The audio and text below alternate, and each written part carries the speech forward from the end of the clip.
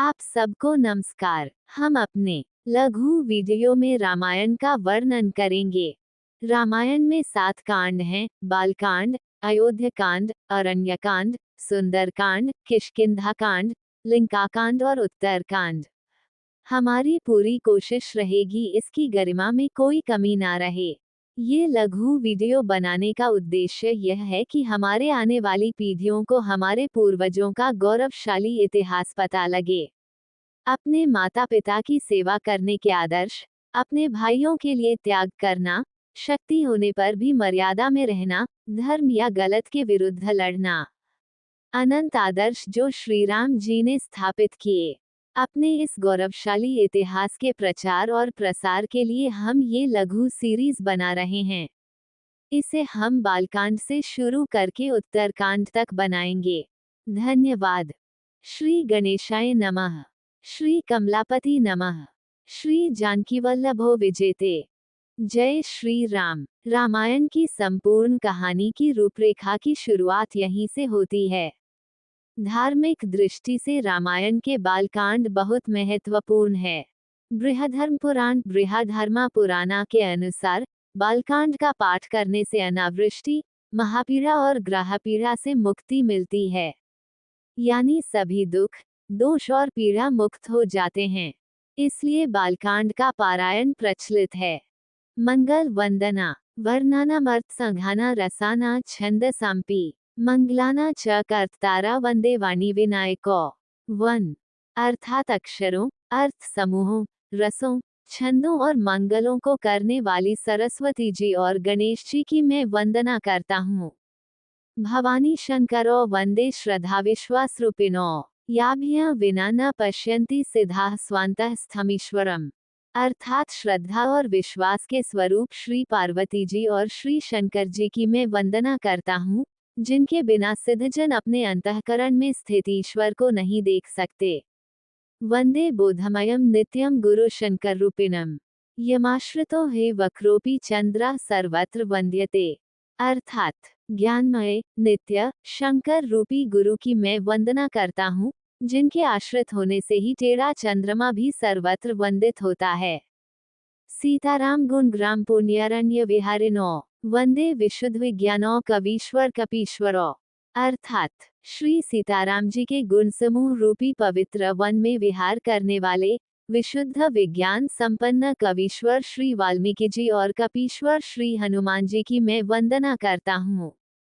उद्भव स्थिति संहारकारिणी क्लेशहारिणीम सर्वश्रेयस्करी सीता न तो हम रामवल्लभाम।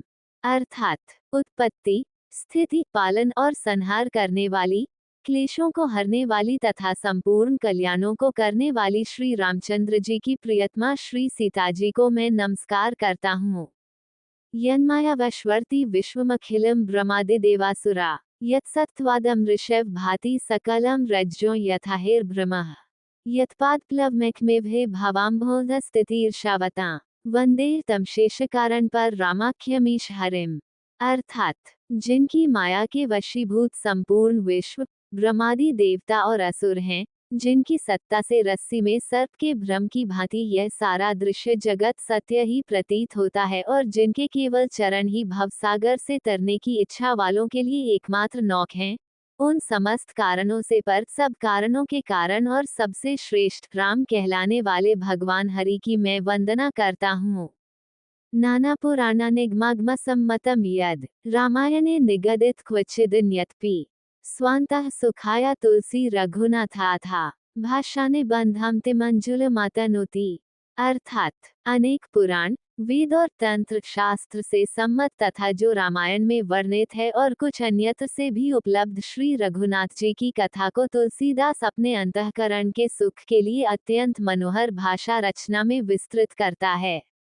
जो सुमिरत सिद्धि होई गण नायक करिबर बदन करु अनुग्रह सोई बुद्धि राशि शुभ गुण सदन।